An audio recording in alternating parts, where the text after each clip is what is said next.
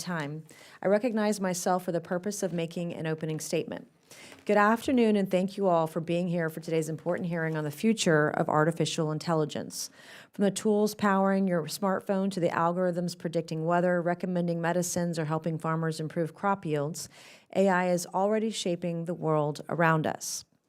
Just as we once competed for dominance in space or nuclear technology, the United States is now in a race for leadership in AI. American companies are at the frontier for this race. These companies are pushing the boundaries of what advanced language models can do, and countless startups and research labs are finding new applications for AI in every corner of the economy. The stakes are high. If the United States leads, we get to shape the standards, the ethics, and the economic benefits of this powerful technology. If we fail, we cede such influence to adversaries who do not share our values. So the risks are high. AI will have an impact on all Americans across all industries. AI is driving new efficiencies and creating breakthroughs to improve lives. In healthcare, AI is helping to detect cancer early and accelerating drug development. In transportation, it's making cars safer and logistics smarter. In agriculture, it's reducing waste and helping farmers feed more people with fewer resources. These advances aren't abstract. They're happening now and are creating better services, lower costs, and new opportunities for American workers and American families. But the technological future of AI remains uncertain. Some experts warn we're just a few years away from the emergence of artificial general intelligence, or the singularity. Others argue the technology has inherent limitations, and we are decades away from the singularity, if it's even possible. We don't know for certain what future of AI will look like, but what I do know is the future is too important to leave up to chance. We need to do our best to understand what kinds of impact AI can have on our economy, our society, and develop potential solutions now before it's too late. This subcommittee takes seriously its responsibility to examine these issues, and I'm looking forward to hearing today from everyone on both the current state of AI and the possible futures which lie ahead. It's essential the United States lead, not just in building these technologies, but ensuring they are developed responsibly, deployed safely, and used in ways which advance American values. When we get this right, we'll ensure artificial intelligence fulfills its extraordinary promise. I look forward to today's discussion and to working with my colleagues on this committee to ensure America leads in shaping the future of AI. I now recognize Ranking Member Brown for her opening statement. Thank you, Chairwoman Mace. Artificial intelligence is here, and it is already reshaping our economy, workforce, and daily life. As we work to ensure that America leads in AI innovation, we must also lead in responsible and trustworthy use of this technology. AI holds the promise to strengthen our economy and make government more efficient. However, when common sense safeguards are absent, technology can deepen inequalities, leave workers behind, or allow bad actors to take advantage of gaps in policy. Even as we look toward the future, we cannot ignore the ways AI is already changing the workplace. And while some of these changes are promising, we must also work to prepare the American people for change. Workers in my Cleveland district and across the country are worried about what automation and emerging technologies mean for their job and their security. Black workers in particular remain disproportionately concentrated in positions most at risk of automation, according to research by Kinsey and Company. If we fail to provide retraining, education, and pathways into the jobs of the future, we risk leaving entire communities behind. A diverse, prepared workforce isn't just good for our economy, but a necessity for our national competitiveness. If we don't ensure that employees most at risk of being replaced by AI have other pathways for employment, adoption of AI will not only drive greater economic disparity, it will also miss opportunities to diversify and elevate the workforce. A diverse and adequate workforce not only builds up our communities, it also advances our AI ambitions. We know that foreign adversaries, particularly the Chinese Communist Party, are aggressively pursuing technological dominance. They are not only racing to outpace us in artificial intelligence and cybersecurity, but also actively targeting our institutions, businesses, and citizens. At the same time, everyday Americans face scams, fraud, and data breaches that threaten their livelihoods and erode trust in government and the private sector. The future of AI will be shaped by our commitment to getting it right today and our ability to learn serious lessons and mitigate future risk. That is why our oversight work must focus on sense, holding accountable scammers who prey on vulnerable communities, and investing in our workforce to ensure resiliency. We must ensure that innovation does not come at the expense of fairness, security, or opportunity. Thank you to all the witnesses that are here today to discuss this critically important topic. And with that, I yield back. Thank you, Congresswoman Brown. I'm pleased to introduce our witnesses for today's hearing. Our first witness today is Ms. Kinsey Fabrizio, President of the Consumer Technology Association. Our second witness is Mr. Samuel Hammond, Chief Economist at the Foundation for American Innovation. And our third witness today is Dr. Nicole Turner-Lee, Senior Fellow of Governance Studies and Director of the Center for Technology Innovation at the Brookings Institute.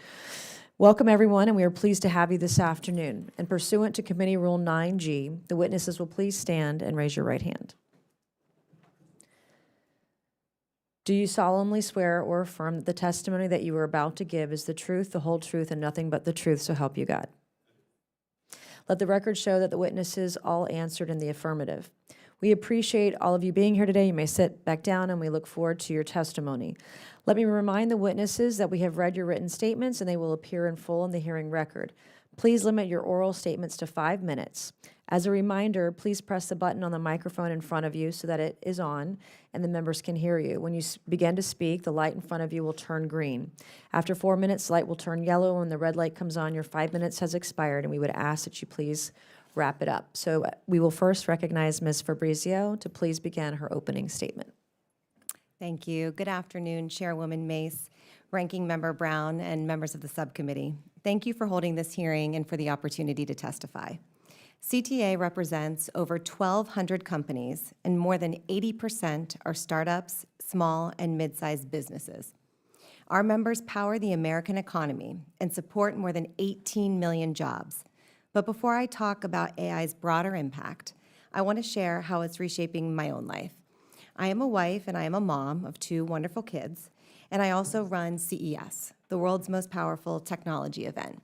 Each week, I use AI to organize my life at home, pulling together school pickups, drop-offs, sports schedules, and at work, these tools help me make smarter decisions, research competitors, and come up with new ideas for products and services.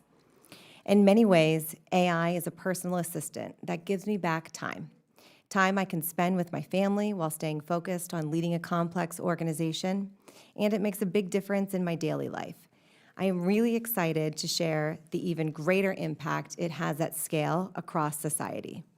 While so much of the public debate around AI focuses on how this technology might evolve in the future, AI is here now, and it's integrated into our lives and delivering benefits for millions of Americans.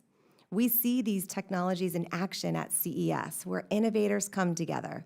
From AI-powered health insights from Abbott and Withings to John Deere's autonomous tractor, to Oshkosh and Waymo's collision avoidance and autonomous technologies, and even Siemens' digital twin platform for manufacturing. These products are already in the market and making amazing changes. Still, we're just scratching the surface of what AI can do. Today, we see AI and digital twins that can simulate everything from factories to city planning. Agentic AI, which are autonomous systems that can manage everyday tasks. Vertical AI models, which are specialized in areas like healthcare and mobility or agriculture. Industrial AI, which is augmenting the workforce and improving safety. And physical AI, which includes more lifelike and useful robots. American companies are leading the AI race, but their success isn't guaranteed. In China, the government has made AI central to its national strategy and invested heavily in areas like semiconductors, robots, and data centers. To counter this strategy, we need policies that help American companies out-innovate the competition. If America falters in AI, we risk ceding entire industries, supply chains, and influence over global standards. That's why CTA has urged Congress to adopt a 10-year pause on enforcement of state and local AI laws, In 2025 alone, legislators across all 50 states introduced more than 1,000 often conflicting AI-related bills. For a startup or a small business, navigating this patchwork is crippling. A pause gives Congress the time it needs to develop a preemptive federal framework for AI. The administration's recently released AI Action Plan is a powerful and positive blueprint, ensuring American AI innovators have the guardrails they need to build, grow, and compete.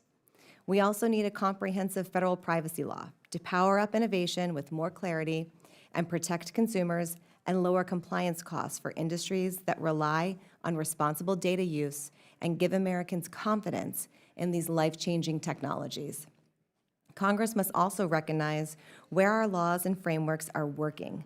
The law is clear. Simply reading or processing content does not constitute infringement. This clarity is a huge competitive advantage for America, and it's the foundation that allows U.S. companies, from the smallest startup to the largest global brand, to win the AI race. America has led every major technological wave, from electricity to the internet.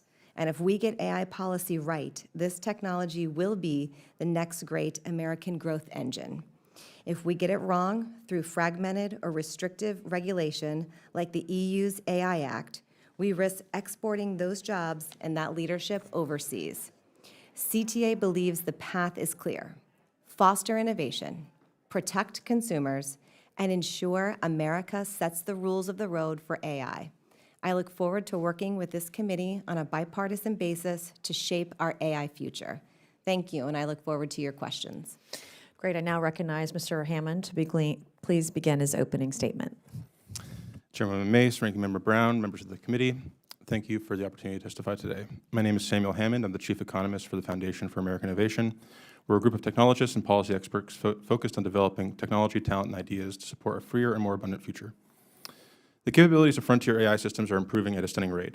5 years ago, large language models could barely generate coherent English text. Today, they can hold forth on any topic, reason through PhD-level math problems, and code entire applications from scratch. Recent AI progress, including the rise of reasoning models and AI agents, has been largely driven by breakthroughs in reinforcement learning applied to LLMs. Language models gain their raw intelligence by predicting sequences of text, but with reinforcement learning can be trained to follow instructions, use tools, and pursue complex goals. Scalable reinforcement learning for language models to give them reasoning and goal-directed behavior was only unveiled a year ago, but is already driving rapid improvements in domains like math and programming. The scope and significance of this breakthrough is still not fully appreciated, though. In principle, these techniques can be used to create superhuman AI agents in any domain where success can be objectively benchmarked. Math and software engineering are just the low-hanging fruit. The AI research organization METER carefully measures progress in AI autonomy and has found that the length of tasks that AI agents can perform doubles roughly every 4 to 7 months, a trend that has held for the past 6 years. While the earliest chatbots could only perform tasks measured in seconds or minutes, OpenAI's latest model, GPT-5, can coherently execute tasks that take human engineers 2 hours and 17 minutes on average.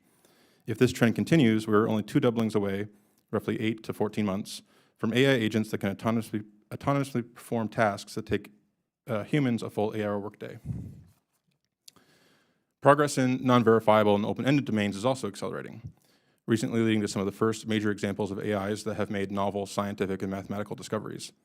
It is now plausible that we will have the first super-intelligent AI scientists and mathematicians by the year's end, portending a dramatic speed up in the pace of R&D going forward. This includes AIs optimized for AI research itself, creating the glimmers of a self-improving feedback loop whereby the AIs rapidly help build their own successors. What happens when AIs get better at AI R&D than the best human researchers in the world? At a minimum, we should expect a discontinuous leap in the power and efficiency of the frontier models. But where this process tops out is still a matter of significant uncertainty. It is possible that, even with fully automated AI R&D, progress will remain bottlenecked by the availability of compute, data, and energy. It's also possible that we're only 1 or 2 major breakthroughs away from systems that can learn continuously in an unbounded fashion. Regardless, the jump in capabilities unlocked by recursively self-improving AI is likely to be profound, even within the bounds of existing infrastructure, and is coming sooner than many realize. It's worth emphasizing that creating AGI and superintelligent AIs capable of outperforming humans in every domain is the explicit goal of every leading US AI company. While some dismiss this as science fiction or marketing hype, I assure you the leaders of these companies are deadly serious.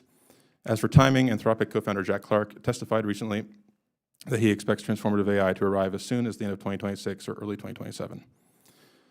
Even if these forecasts are on trend, AI capabilities will remain uneven for at least several more years. For a brief paradoxical moment, we will have superintelligent AIs that can prove new math theorems, but still struggle to do many things that humans find trivial. This is especially true in areas like robotics, which, despite remarkable progress, are still many years away from outperforming humans in every physical domain, given the paucity of high-quality training data. So as we run headlong into this new world, I see four major takeaways for national policymakers. First, monitoring frontier AI capabilities in real time should be a national security imperative of the U.S. government. Early and differential access to the developments of the frontier can provide policymakers and national security advisors with the foresight into the capabilities that are coming down the pike, giving us time to prepare and adapt. Second, as AI systems become human level and beyond, geopolitical power will be increasingly proxied by the global distribution of computing resources. America's existing lead is downstream of our massive advantages in AI hardware and data centers, but this is tenuous at best. With China outbuilding us on new energy, we must double down on semiconductor export controls or risk being leapfrogged. Third, we must quickly advance the frontier of AI control and interpretability, review our laws and regulations for the compatibility with powerful AI, and invest in much more robust cyber and infrastructure security, all priorities outlined in President Trump's AI action plan. Fourth and finally, we must open our minds to radically new forms of institutions and structures of government. From the printing press to the Industrial Revolution, every major technological transition has driven equally transformative changes to our system of government. I believe the AI revolution will be no different, but it raises unique challenges given AI's use cases for surveillance and censorship, as seen in China's model of a digital panopticon. Reconciling the advent of powerful AI systems with America's tradition of individual liberty and limited government is thus the challenge of our time. Thank you, and I look forward to your questions.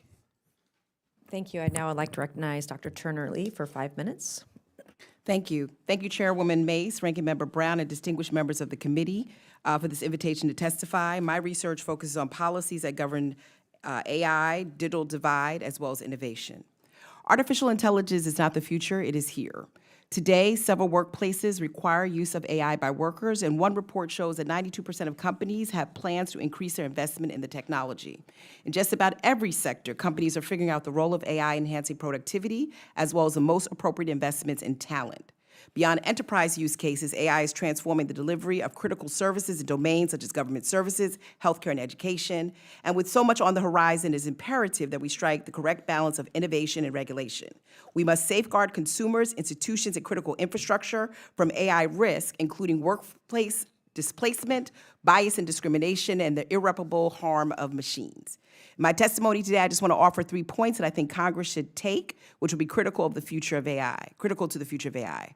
The need for responsible and ethical frameworks in AI design and governance, the importance of a ready and agile talent pipeline and workforce, and the importance of monitoring the unknowns in AI to ensure its safety and security while addressing the clear and present challenges.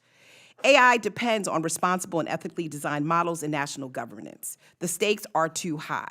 The rapid advancements of generative AI in video, text, and voice extraction have contributed to consumer fraud. Our nation's seniors are increasingly being targeted, in some cases falling for financial AI voice cloning and deepfake scams that ask them to send their money to relatives. Being responsible requires national governance, and we have laws, existing laws, for highly regulated industries to protect consumers in digital spaces, including the Fair Housing Act, the Equal Credit Opportunity Act, among others. But without congressional resolution in other critical policy areas like data privacy, everyday Americans will be exploited by malicious uses of AI systems. We need clear measures that ensure human oversight, disclosures, and independent audits over automated or autonomous decisions.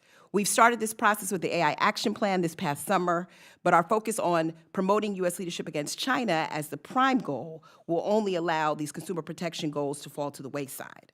Yes, recently, states, in the absence of federal legislation, have actually moved forward with their own legislation. And since January, over 100 measures across 38 states have been enacted into law. Multiple state attorney generals have also issued guidance on how to apply these laws to AI. The rejected proposed 10-year moratorium on states would have threatened states' rights and the public interest, and leadership needs to continue to protect the independence of federal agencies so they can serve as a bulwark against deceptive and unfair consumer-facing AI applications. Cuts to these agencies weaken our ability to hold bad actors accountable, but they also undermine consumer trust. Second, the future of AI depends on a ready and agile talent pipeline and workforce. Maintaining our edge means that we have robust talent that incorporate diverse viewpoints in the design, development, and deployment of AI. Immigrants are central to the story of innovation. 77% of the top AI companies were founded or co-founded by first or generation immigrants. Policies that restrict immigration may threaten our innovation capabilities, and defunding research at world-class universities and scientific institutions may also do the same.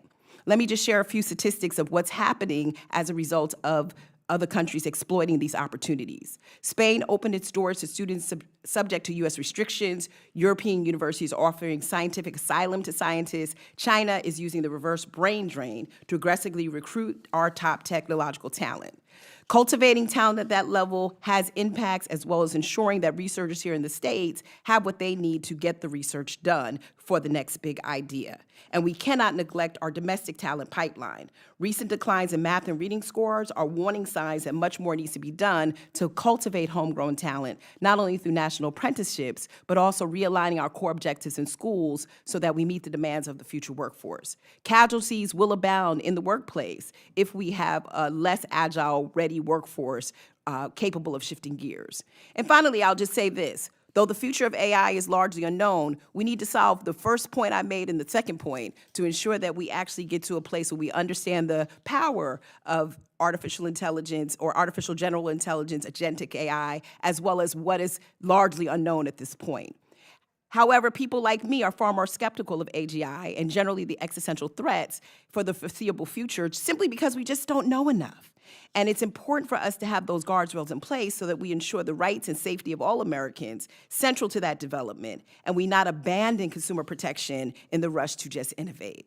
So I will close here and implore Congress to continue to think about policies that allow us to grow a healthy ecosystem where consumers are centered and our economy and our trust in these products are also prioritized. Thank you again to the members of the committee. I look forward to working with you and taking your questions. Thank you, ma'am. And I will now recognize myself for 5 minutes and for questioning. Ms. Fabrizio, thank you for being here today. What has surprised you the most about AI?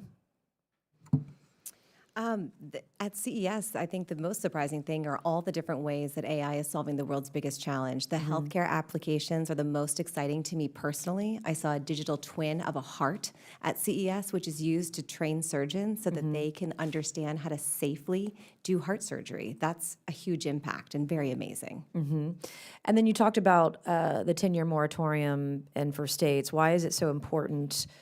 You know, the states' rights thing has to be balanced, but also we don't want to stifle innovation. We know China, Russia, Iran, they don't have any guardrails. They don't care. Talk about that a little bit. Yeah, well, you said it. China doesn't have that. And it's impossible for our member companies. Like I said, we have 80% small businesses, and they cannot compete and understand when there are 1,000 different potential laws that they have to comply to. It just stifles innovation completely. And for us to win the AI race, we need to remove that barrier. And it is a federal issue because it's commerce across state lines, and having all those that regulatory environment that's a patchwork in every state does make it very difficult to operate.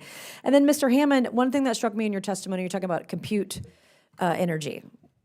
Talk to me a little bit more about that. Let's go into detail because I agree with you. It's a huge problem. How do we solve it? It's a great question. So, you know, there's only a handful of inputs that go into training and competing at the frontier of these models. There's the data, the human talent, the compute, and the energy. With China, we're basically at parity with talent.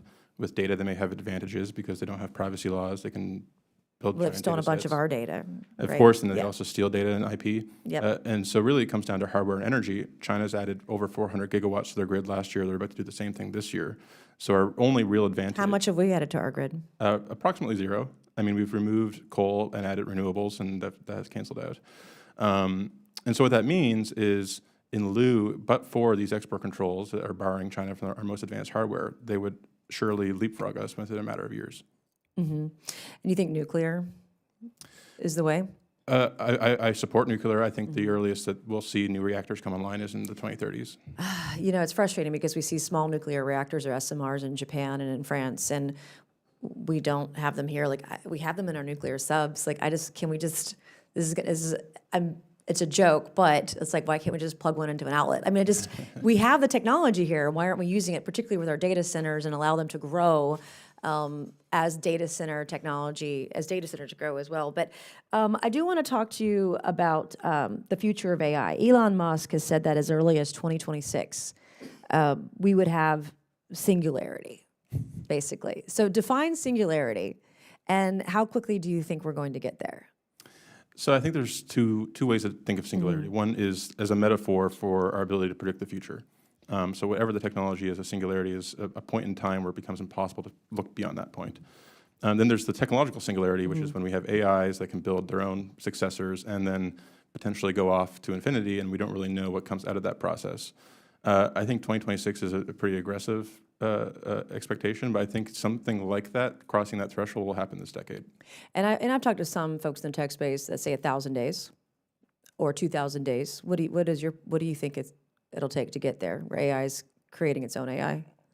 So, I got into this topic as a young kid reading Ray Kurzweil's 1999 book, where he predicted we'd have human-level AI by 2029. That was a 30-year forecast, and actually current trend lines suggest that he was dead on 30 years ago.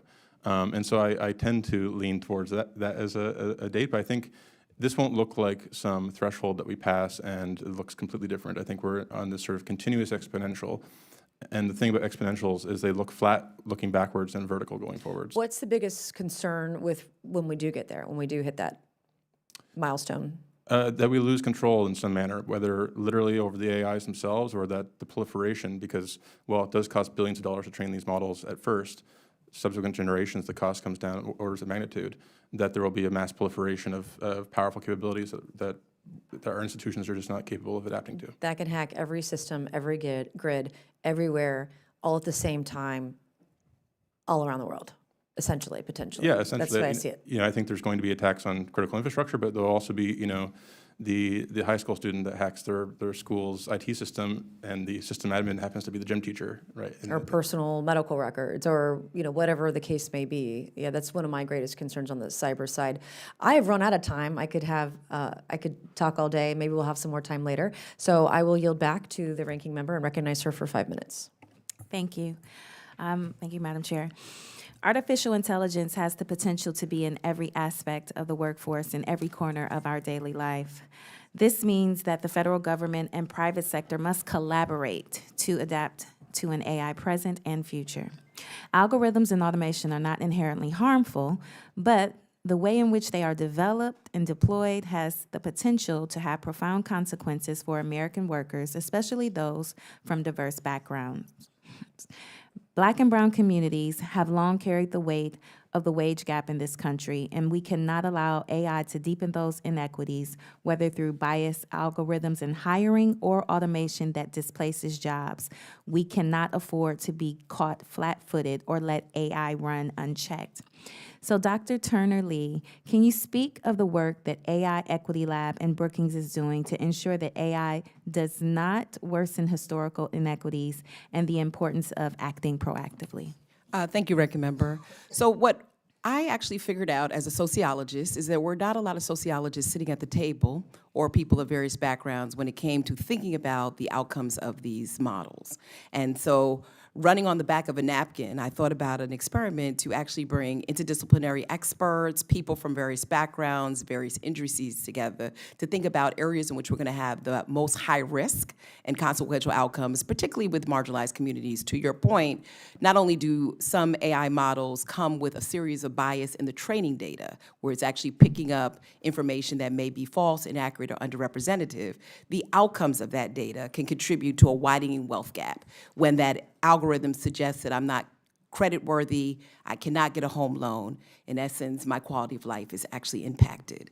So I think one of the best ways to start with this is to widen the seats at the table and to ensure that we have scientists alongside social scientists, alongside industry sector, alongside people with various backgrounds who have concerns for the lived experiences of populations that you spoke about, especially those that are Black and brown communities. Thank you. And as more companies adopt AI technology, we must accept that the future of work is changing.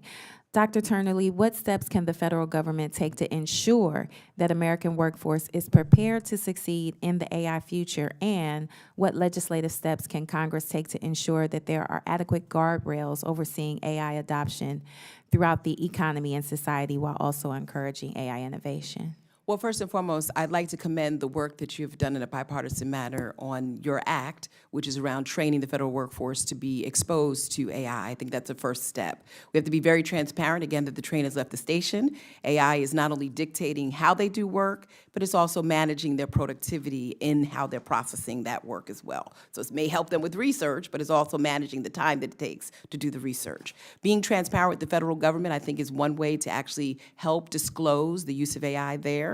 Also, making available all types of data. We have some concerns, given the recent scrub of a lot of information from federal data sets, et cetera, that there just won't be the quality of data and the integrity of data that we need. So just making sure the federal government stays on point with that and does the appropriate audits of the data that is available.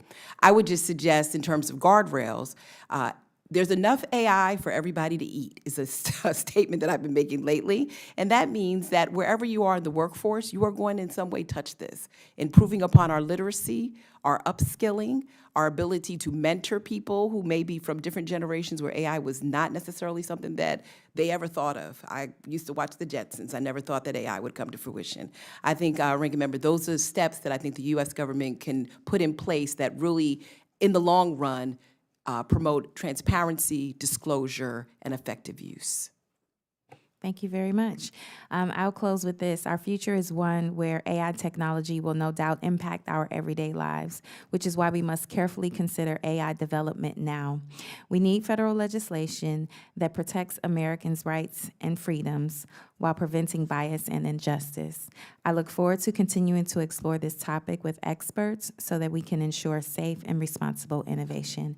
And with that, Madam Chair, I yield back. Thank you. I'll now recognize Mr. McGuire for 5 minutes. Thank you, Madam Chair, and thank you to our witnesses for being here today. For the first few questions, if you would, let's answer as quickly as possible. Let's see. Mr. Hammond, you said you think singularity, based on your experience, will be 2026. And just real quick, Dr. Lee, when do you think we'll have that? Just real simple. I'm a little less optimistic. I think it's going to take longer because I still think it's a little bit more hypothetical in its framing. All right, Ms. Fabrizio. I feel the same way. I think right now human in the loop is still important, and we're seeing AI augment what humans can do. All right, this is just a yes or no. Do you believe China is using AI to manipulate their people, or do they have plans for that? Yes or no? Ms. Fabrizio. I think China is using AI in ways that we are not, and that is why it's important for us to continue to focus on winning the AI race with the issues I laid out earlier. Mr. Hammond. Yes, absolutely. In some cases, using U.S. technologies provided by U.S. companies. I do agree that the Chinese government has a highly surveilled state, and they are using AI not to the protection of their citizens. All right, again, just yes or no, because we're running out of time. Yes or no, the stakes are very high for AI development in the U.S. Yes. Extremely. Yes. So very important that we have the best workforce possible to win this battle. Yes or no? Yes. Yes. Yes, in the short run, I wonder what the workforce will look like when AIs can do everything. So yeah, I'm with you. So we're developing this workforce, and I got to tell you, as a Navy SEAL veteran, if somebody say, man, my life on the battlefield, I don't care if they're pink or blue, male or female, Democrat, Republican, Independent, we're all human beings. But I believe that the decisions that we make should be colorblind. Because we need the best force, and I don't care if you're pink or blue. Do you agree that it should be colorblind? We should have the most qualified people to win this race? Ms. Fabrizio, yes or no? We need the best and brightest. Colorblind, yes, not necessarily nationality blind. One of the challenges here is some of the most sensitive technologies are being developed by foreign nationals, including Chinese nationals. But again, if they're the best of the best. They're the best, but we have to compartmentalize in some cases. I think we should have the best of the best, but I also think that we need to have the doors open for people who are the best of the best in all of our communities to actually participate. Okay, Ms. Hammond, I've got a lot to learn, but I'm listening and I'm learning, and I liked what you talked about, the digital twin and practicing the heart surgeries. There's so much more I want to learn. But in your testimony, you said even if we were to reach AI singularity, we might not have enough energy to keep going. So this question is for all of the witnesses, and hopefully it's an easy one. Let's keep it real simple because we don't have time. Would unleashing American energy give us a better chance of winning the AI race? And I'm talking the ability to drill, nuclear, all of the above, coal plants. We need to modernize our energy grid. It cannot handle what is in store with AI. Might be the single most important factor, yes. Single most. I do agree that we need to do more to upgrade the energy grid, particularly if we're actually building data centers, but I want us to be cautious about the environmental consequences of actually moving too fast in communities where we already know we have a disadvantage. And personally, I wouldn't care about that. I want to win. All right, Ms. Fabrizio, I have to say I agree with your testimony. Overly strict regulations can stifle innovation. The first thing I think about, the so-called Green New Deal, better known as the Green New Scam. The Biden administration spent hundreds of billions of dollars on these green energy projects like solar panels and windmills. Yesterday, I asked an AI chat box, how many acres of solar panels would you need to power AI in the U.S. by 2030? Anyone take a guess how much that would be? 1,000 acres. Actually, let me see here. It's way more than 1,000 acres. It's 500,000 acres. That's half the size of Delaware. We should be investing in fossil fuels and nuclear. Small modular nuclear reactors, as we discussed earlier, will only need 500 acres to do the same job nationally by 2030. We should be using coal, natural gas, traditional nuclear power until SMRs are ready, not solar panels. All right, so let me ask this question. Is China building thousands of solar farms to power their AI? Yes or no? China is looking at energy in different ways than we are, but there are solutions that we can look at too to modernize our energy grid, and AI will help. AI will help develop solutions and help us be smarter about the future. Mr. Hammond? Both. They added over 30 new coal plants while also adding 300 gigawatts of renewable. So today's technology, what's more effective, solar or fossil fuels? Just keep it simple because I'm running out of time. I would have to get back to you on that. I support all the above, but in the short run, these data centers are only going to go up with natural gas. I can't answer the particulars, so I can get back to you that from my team, but I want to go back, Congressman, to your question. I'm around- very limited on time. No I'm problem. sorry. All right, so let's see. Mr. Hammond and Ms. Fabrizio, what are some of the ways AI superintelligence might actually help us solve the energy problem? Well, when it comes to research and data and looking for solutions, AI is faster and can help predict different models and find different solutions where we may not be able to find them on our own. I believe we're a year or two away from having fully autonomous AI labs that could discover new materials, new energy sources, all the above. We're out of time. I yield back. Thank you. Thank you. I'll now recognize Mr. Subramaniam for 5 minutes. Thank you, Madam Chair.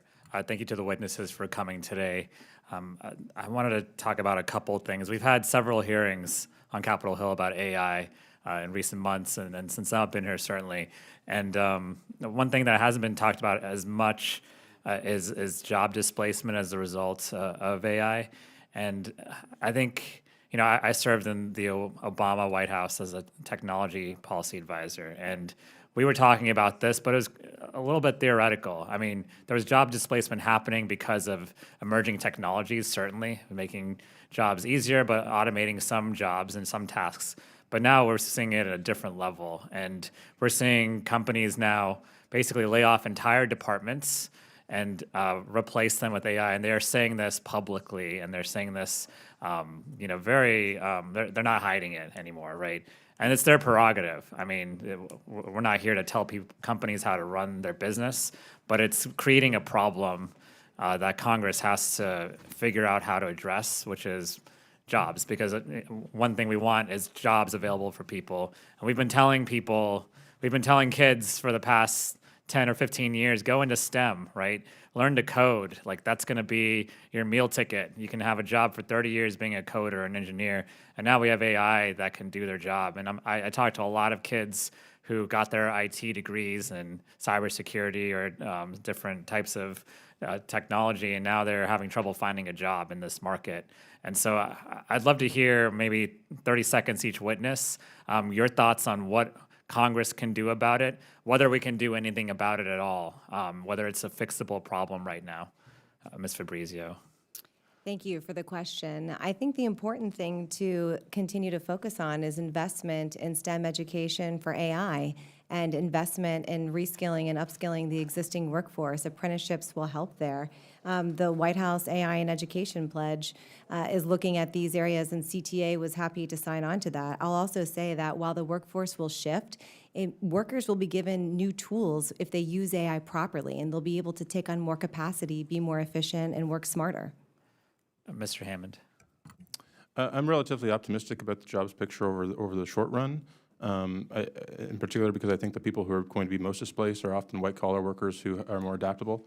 However, we'll just look at wages for electricians. They've spiked dramatically. We have a shortfall in HVAC and cooling and construction, all these things that are going in as inputs for data centers that could be a major source of job growth. And more generally, I think we need to deregulate aspects of the labor market to make transitions easier. What do you mean by deregulate aspects of the labor market? Things like occupational licensing, what kind of accreditations you need. Okay, Ms. Turnerly, Dr. Turnerly. Yeah, I would say this on the education side, and I do agree with you, Congressman, that we spent so much time in STEM and computer science, and since those efforts were actually made, we've evolved and sort of retracted on those investments. I think we still need to use AI to augment education. We often put AI in the classroom instead of talking about the education of AI for students, which I think is somewhat of a challenge for many teachers and educators. I think it's important to ensure that there's equitable distribution of resources that actually train students on AI literacy, so that they're actually prepared to do more of a K through 20 shift as opposed to teaching it in early education and then teaching it in college and different levels. It would provide more consistency and more opportunities. And I think that companies need to do a better job of qualifying what jobs are going to be lost. I think it's still an unknown number of where jobs or companies are going to be affected by AI based on the decision of what departments they choose to absorb it. And then I also want to just respond to the data center side. I think we need to be careful in thinking that data centers will generate post-construction jobs and really focus on how many jobs will actually be created as a result of the data center ecosystem versus what are going to be the job creation numbers going into its construction. Do you think AI will create more jobs than it's displacing, yes or no? Ms. Fabrizio? Yes, I think whole new industries will be developed because of AI, and a tremendous amount of new jobs in the workforce will be created. Mr. Hammond? When we have fully AI automated software engineers, it's less that we lose that job category and more that we all become software engineers. And I think that will be a general pattern where we're all empowered as individuals to take on these new roles. Dr. Turnerly? Well, I think if we believe that AGI is coming quite quickly, that they will take on more of the jobs of people because of superintelligence. I honestly think, Congressman, that AI will change the nature of jobs, and that's a conversation that we need to be having as opposed to job loss. I have more questions, but my time is up. We might have a second round, but I'll yield back. Thank you.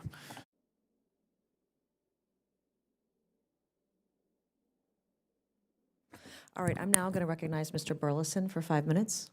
Thank you, Madam Chair. Thank you for conducting this hearing. This is one of my favorite topics.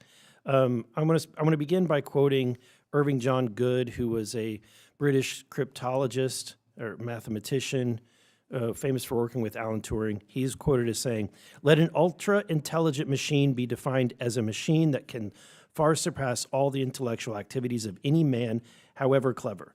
Since the design of machines is one of these intellectual activities, an ultra-intelligent machine could design even better machines. There would then be unquestionably an intelligence explosion, and the intelligence of man would be left far behind. Thus, the first ultra-intelligent machine is the last invention that man may ever need to make." Mr. Hammond, can you elaborate on some of the success recently of some of the AI self-improvement that's occurring, where it's constantly improving itself?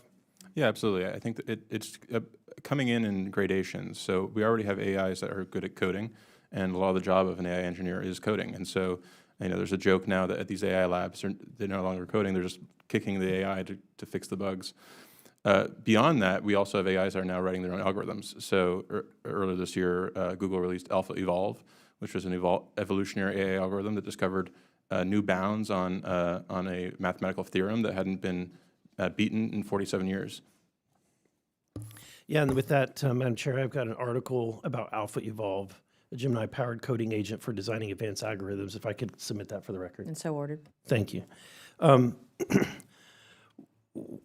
When Miss Dr.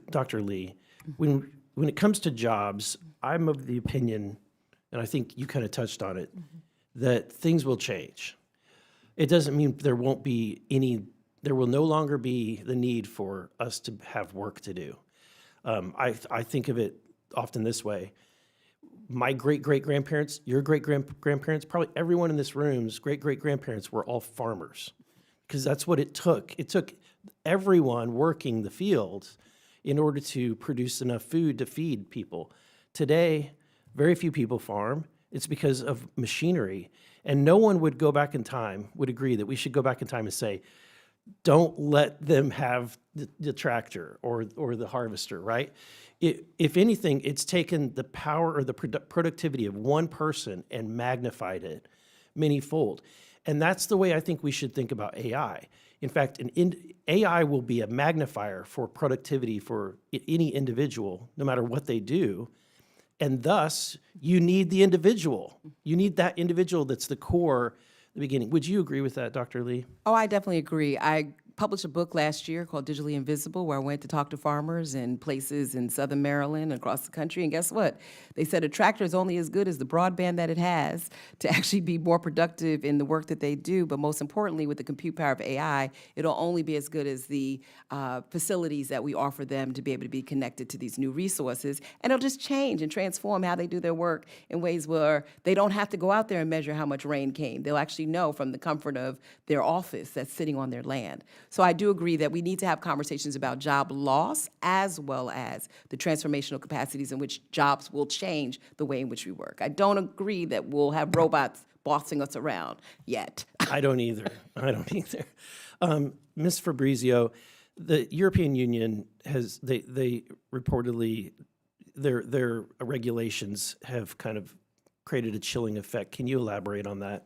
Yes, it's been hard for companies to innovate, and that's why you see fewer unicorns and fewer tech innovations out of Europe. I think the U.S.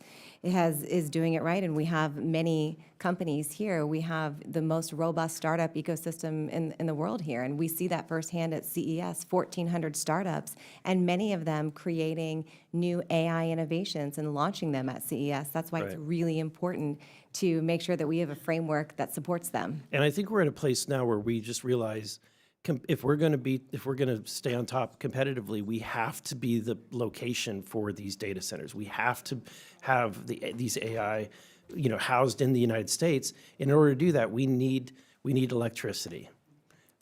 And Mr. Hammond, would you agree that right now we're an electricity crunch? We don't have what's needed for that demand, and we've got to change that. Absolutely, not just the data centers, but all forms of things are being electrified from vehicles on down. Thank you. My time has expired. Okay, I'll now recognize Mr. Crane for his 5 minutes. Thank you, Ms. Chairwoman. Thank you guys for coming today. I want to start with Ms. Fabrizio. I meet with organizations tied to blue-collar jobs all the time, and they are constantly in my office begging for more help, and people that need training in specialized fields like plumbing, electrical work, and carpentry. Meanwhile, CEOs are warning that AI will take 30% of the workforce by 2045. My questions are, how do we ensure we are sending more people to go to trade schools for these blue-collar jobs and not just allowing them to get laid off by AI?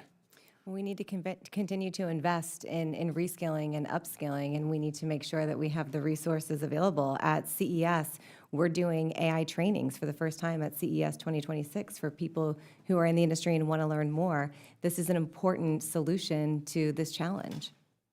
Do you agree with those assessments that AI will take 30% of the workforce by 2045? AI is going to change the workforce, but it's going to make it better. It's going to create new jobs, and it's going to augment the existing jobs. It's going to make people smarter. It's going to make them more efficient and give them tools that they never had before to do their work. Yeah, thank you. And I'd just like to make a statement for the young generation out there watching what's going on with AI and who may be in college or maybe in high school. I think one of the fields that's the least susceptible to AI taking over and eliminating your career opportunities are the trades.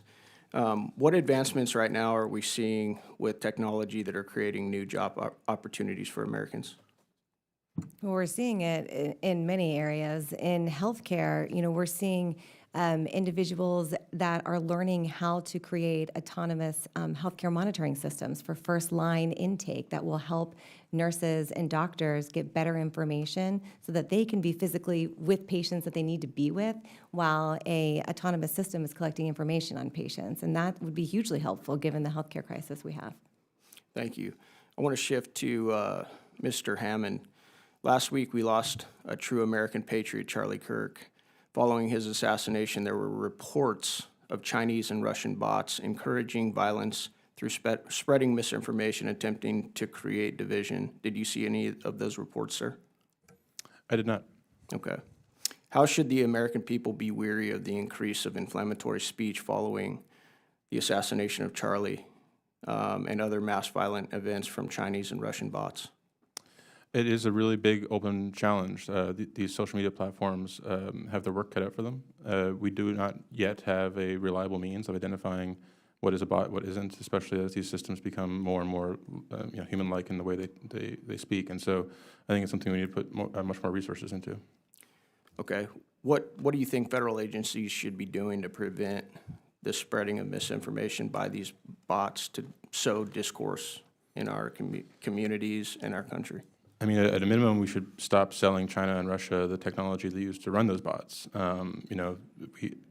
These H20 chips, which just got approved, are liable to be approved for export to China.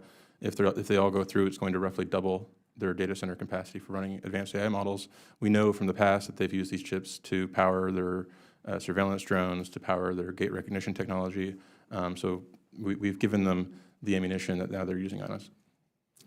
Okay, next question for you, sir. When I was growing up in school, it was often considered cheating to use a calculator on a test, right? Now we have CEOs of Fortune 500 companies basically telling their employees that they need to be using AI a few times a day, or they'll be falling behind or become obsolete.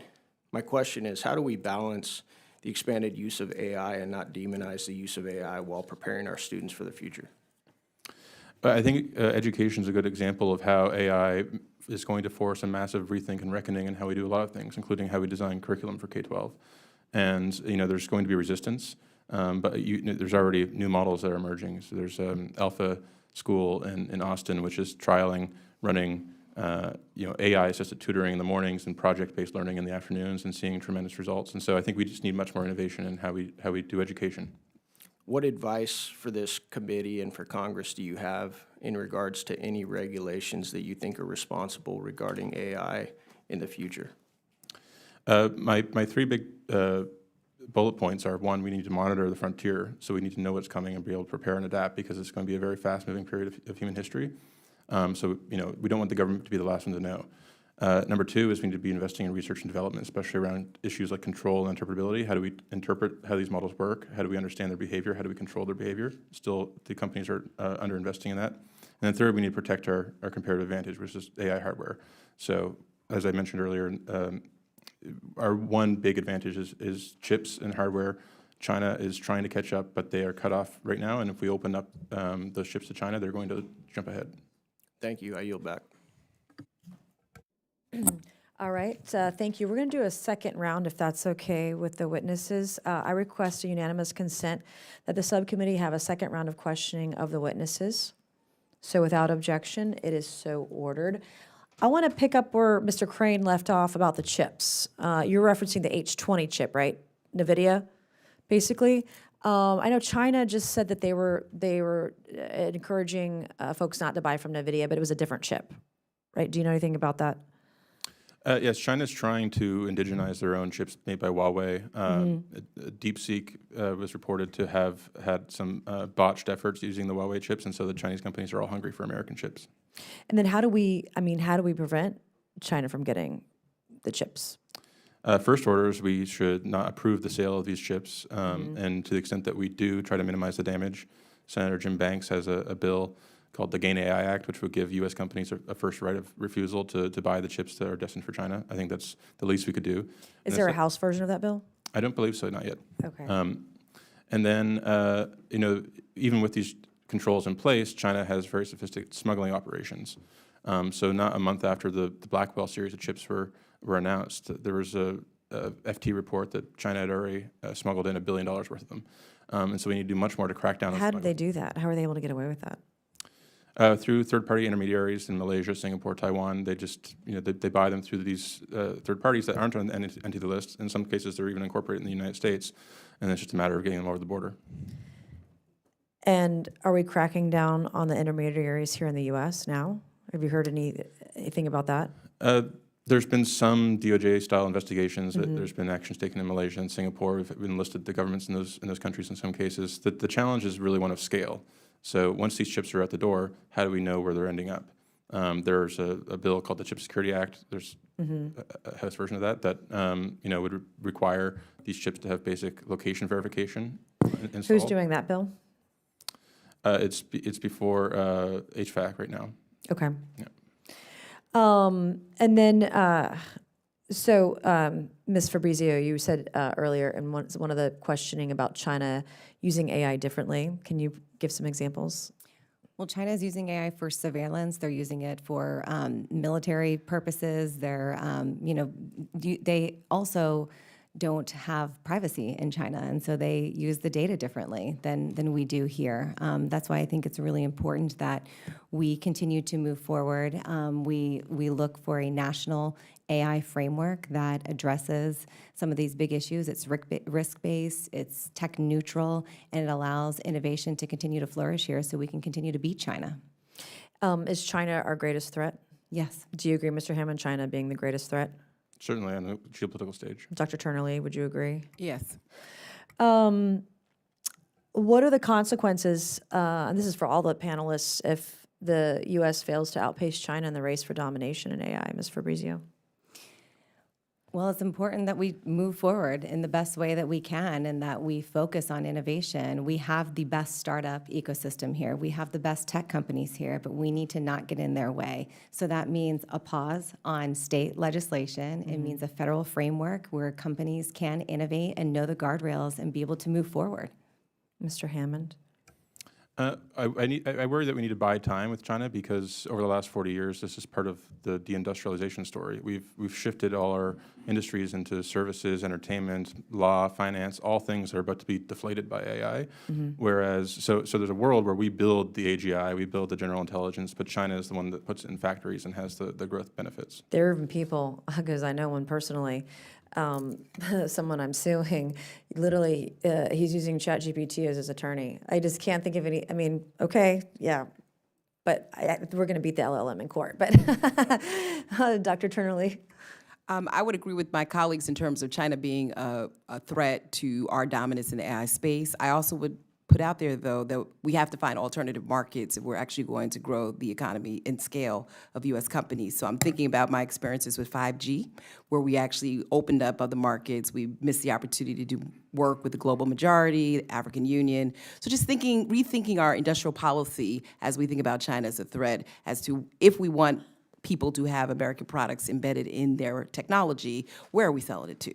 And making sure we're agile. I do also want to respond that I do think states have to play a role in experimentation. I think the federal government would be too premature to come up with a national policy that limits states' rights, because what we are seeing in terms of experimentation of states is that they're looking at more consumer protection. AGs are trying to figure out ways to keep our grandmothers safe from AI. They're not necessarily trying to compete against China. They're just competing against the various misnomers and lack of information that people We have. already have that. Like, I got a Nigerian scam the other day in an email that, right. I forwarded or take a screenshot and forward it to my family. I'm like, don't click on this. We do the same Right? thing, because we're So- not coming to Congress. We're going to our state AG, so we can't devalue like what they're able to do to make sure people are safe. Yes. Okay. I will now recognize Mr. Subramaniam for 5 minutes. Thank you, Madam Chair. I just want to finish the job displacement conversation. And Mr. Hammond, you said something interesting about the U.S. has shifted its economy toward industries that are susceptible to AI. You mentioned law. I'm a lawyer, too, and so I'm sensitive to that. But can you expound a little bit on that, as well as what should we be doing? I know Mr. Crane made some good points as well about, different industries that might be more important moving forward. But I'd love to hear more about that. It's a story of relative scarcity. So if intelligence becomes abundant, if service labor, cognitive labor becomes abundant, then what remains scarce? And it will be the heavy industry, the factories, the actual, and not just the factories, but also the know-how, the tacit knowledge that's embedded within the workforces that China has that we don't. And so, one of the reasons that we need to buy time is in part to try to rebuild some of those new sectors, in part to ensure that we don't just give away our economy. And what would buy time, like what can we do to buy time? Well, number one, denying China access to the most advanced AI chip. Oh, I see. Okay, so got it. You mean like export controls and that sort of thing. And I'd ask, I guess, the other witnesses as well. what your thoughts are on this. Like, what jobs are we going to lose in the future as well? What jobs are we going to be gained? Ms. Fabrizio mentioned this is going to create more jobs than we're losing. Do we even know right now what those jobs would be? I know it's, there's this idea of, okay, well, AI is going to displace this IT department, but it's going to replace it with AI buddies that, help fix the AI or make it better. But I look at what's actually happening, and that's not quite the reality right now. Perhaps it will be in the future.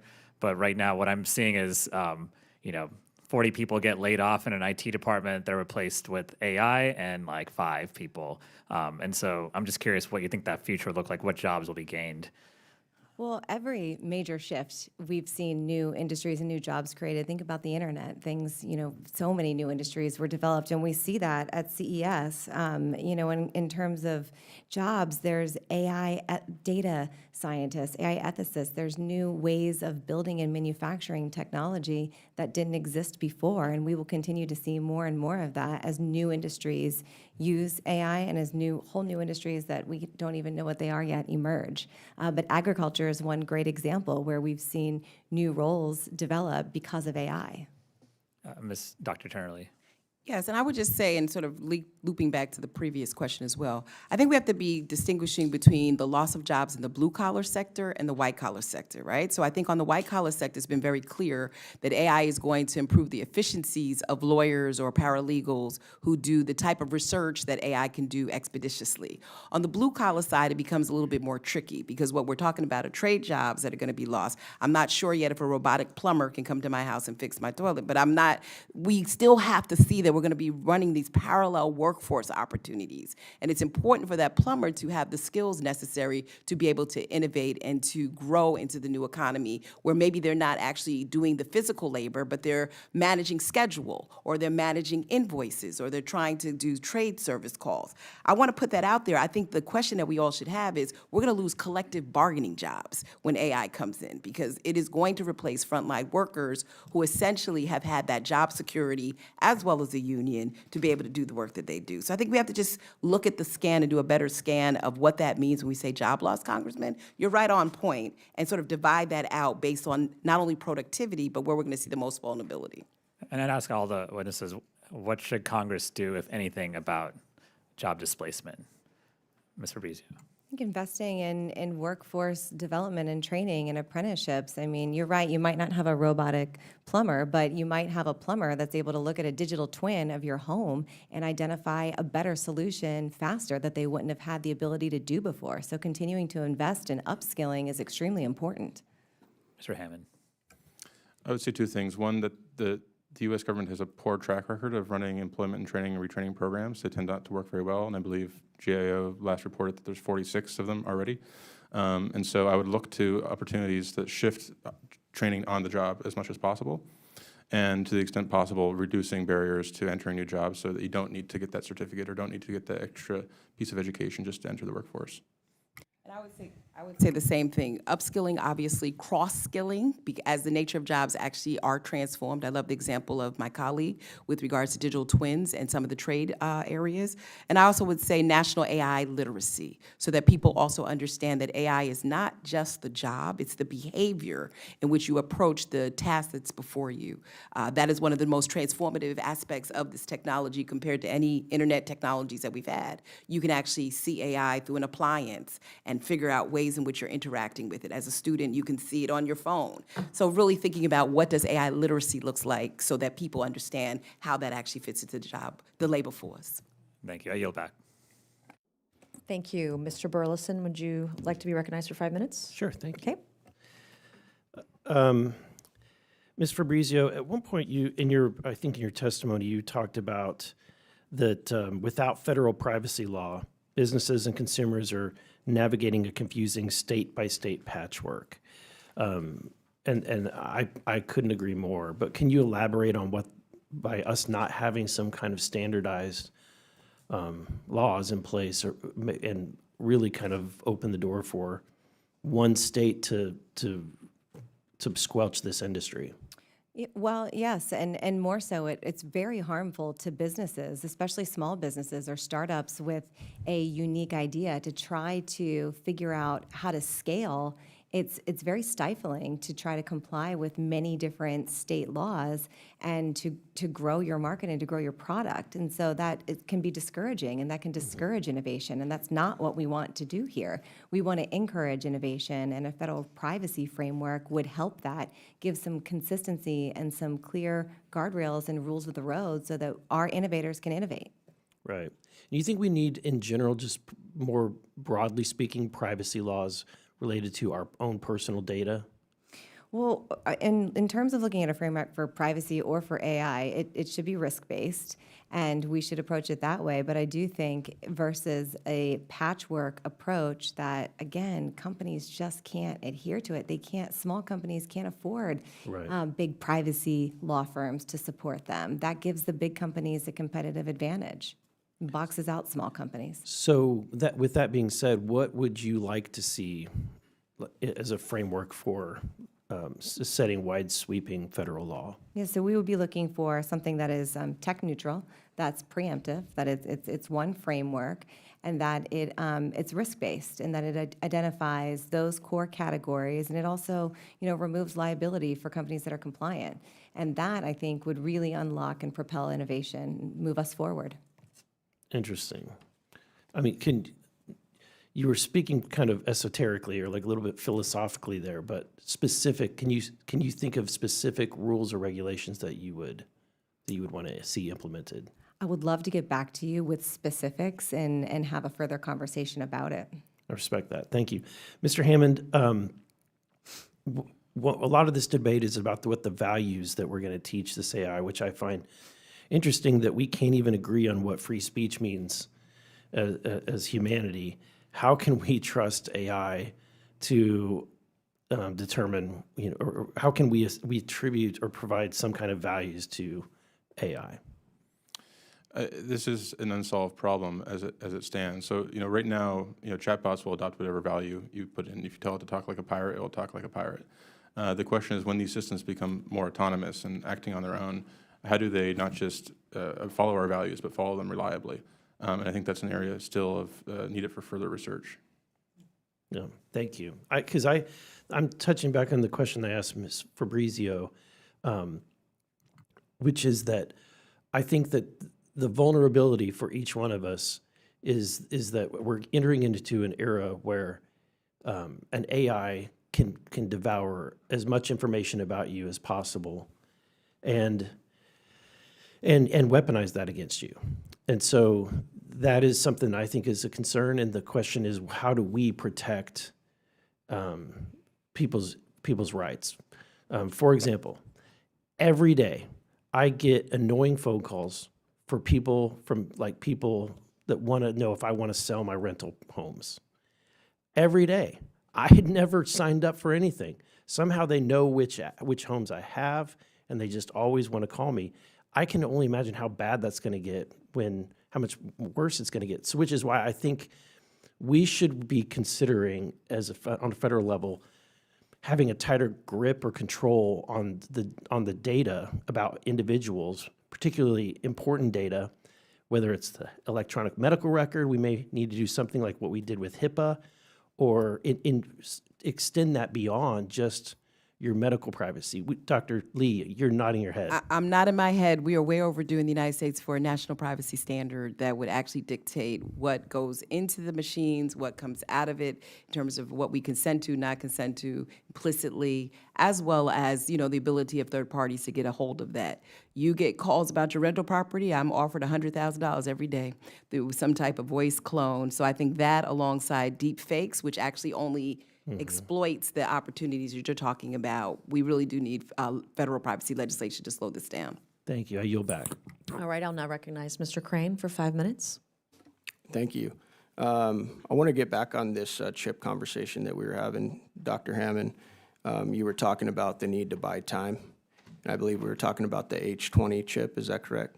Yes, sir. Are those manufactured in Taiwan or the U.S.? Primarily Taiwan.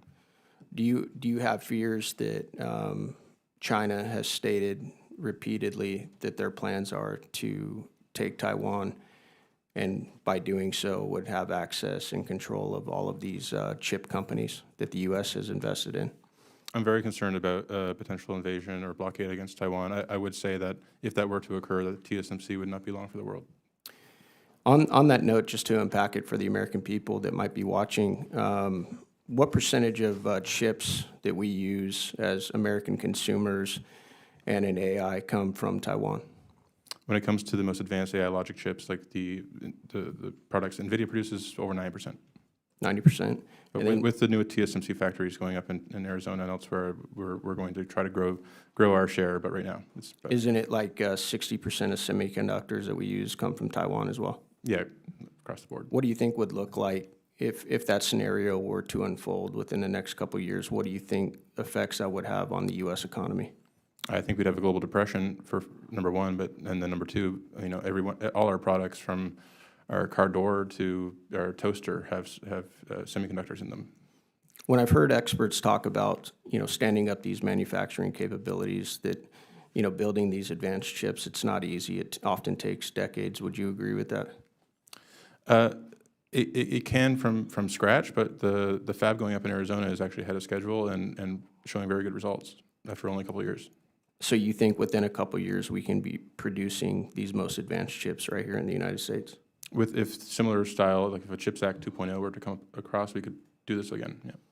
Ms. Fabrizio, you talked about other eras within history, like the invention of the internet, and you compared that to AI to kind of make your point that, anytime there's been serious innovation within industry, it often leads to new jobs, other fields that we don't even yet know about. Do you think that that's coherent and fair looking at what we're facing here with AI? Do you think it will be similar? Or do you think AI will be a lot more disruptive for jobs and the economy than anything we've ever seen? I think it'll be a good shift that we see. There will be disruption, but I think it'll be positive. I think it'll allow us to solve some of the biggest challenges that we have. Think in healthcare, we have a healthcare worker shortage. We have more sick patients. Think food insecurity, think farming, agriculture, energy, mobility, smart cities. I see all of these solutions at CES. I see amazing groundbreaking technologies, and I would invite you all to come to CES and see them too, and see how the future will be amazing once we continue through this shift, if we allow the U.S. to be the leader and continue to be the leader. Do you agree with that, Mr. Hammond? Yes, I'd add a component to this. A vital component is cybersecurity, infrastructure security, right? So it's one thing, we need these data centers in this country, first and foremost for sovereignty, right? If we're going to be running a third of the economy through these data centers, if they're going to be contributing to GDP, they should be within our borders, within our jurisdiction. But then that also creates a single point of failure, right? If the power goes out today, we're still able to have a conversation, but in the future, if the world is running on AI, that's a huge critical piece of infrastructure that could be taken out. Yeah, I think we did a hearing on this same topic probably a couple months back, and one of the AI titans, we brought in an article, and he said within the next 1 to 5 years, like 50% of all entry-level white-collar jobs are going to be gone. So you think those folks are all going to be able to find new jobs? Well, I don't think those jobs will be gone. I think there will be different jobs, and those people hopefully will be focusing on upskilling. They'll be using AI. We've all heard that AI won't replace people, but people who use AI will replace people who don't. And so that is how I look at it, and I do think that is the shift that we will experience. Okay, so you guys don't think this is going to be like one of those times where we told coal miners, hey, when your plant goes under and we get rid of it, we're going to teach them how to code? You guys remember that a couple of years ago? What do you think those coal miners are thinking right now? How many of them do you think learned how to code? And obviously this is... the coders how to mine. It's not your I'm not saying it's your responsibility. I'm just saying this is one of the biggest concerns that I have when I look at what's going on with AI. I agree. I think upskilling and investing in the future workforce is extremely important, and it's something that we have to do, and we have to bring people along. But that involves education. It starts with STEM education early in AI and continued investment there, and being future looking. I get it, but a lot of these folks that already have these jobs, they already got their education that in many cases are going to be worthless. Would you agree, Dr. Turner? Or- Oh, of course. I think what you're actually pointing out, Congressman, is that we need to do more research on this, and we need a little bit more data before we jump in here and start asserting what we think the workforce will look like. Thank you. I yield back. Okay. In closing, as we wrap this up, I want to thank our panelists once again for being here this afternoon, providing their testimony. I would like to yield to the ranking member for any closing remarks. Thank you, Madam Chair. I think some really interesting points were made by members of the committee today. And I want people to understand that we should not downplay the job losses, the job displacement that is already happening. This is not theoretical. I had a job fair in my district a couple months ago, and I was ready to meet many folks who had lost their jobs because they're federal workers, and I have a lot of federal workers in my district that have been laid off, and certainly there were those, but there were even more IT students and graduates who were there because they had lost the ability to get a job because companies were not hiring them anymore. They wanted 10 years of experience. Well, if you're an IT student who just graduated from four-year college, you were told your whole life to go into STEM, and you got the best STEM education from the best STEM education schools, and now there's no job, and they were asking me why, what happened, and then I look at what's happening at the companies, and they're laying off entire departments and replacing them with AI and putting out press releases in some instances, bragging about it to their shareholders. Again, I'm not here to run their business. I think it's reality. If you could replace 100 people that you spend $1 million paying with a tool that costs $50,000, like it's part of your mandate to do that. But I think we have to understand that this is an imminent problem. Certainly we've invested a lot already in STEM education and job training programs, but I actually kind of agree with you, Mr. Hammond, that we have a lot of them already. I don't know if that's the only solution here. I don't have any answers for you today. That's why I was asking these questions. But I do want to work with my colleagues on both sides of the aisle to figure out what comes next, because I have a lot of students with really good skills. They don't need to be upskilled anymore. They have really good tech skills. They just can't find jobs, right? And so I want to see if there's something we can do about that. I yield back. Thank you. And with that, without objection, all members will have 5 legislative days within which to submit materials and to submit additional written questions for the witnesses, which will be forwarded to the witnesses for their response. And if there's no further business without objection, the subcommittee stands adjourned. Thank you.